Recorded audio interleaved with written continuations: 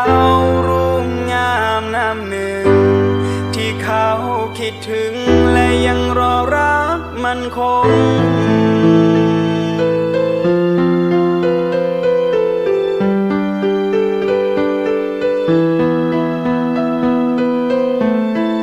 ดังทะเล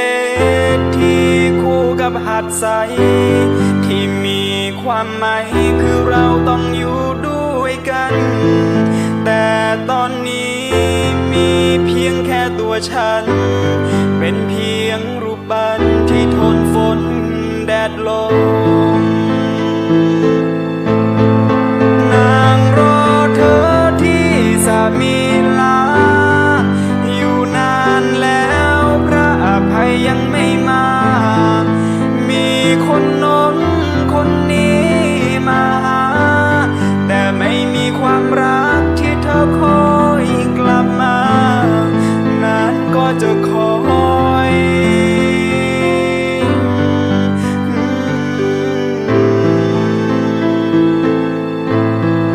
เหลือเพียงตัวฉัน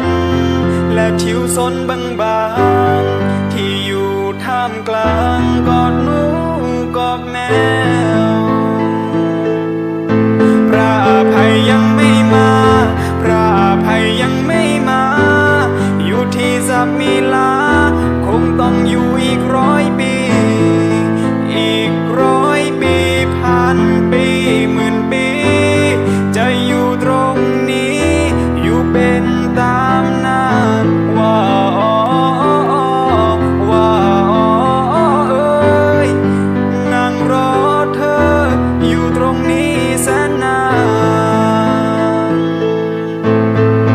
นางรอเธอที่สามีลาอยู่นานแล้วพระอภัยยังไม่มา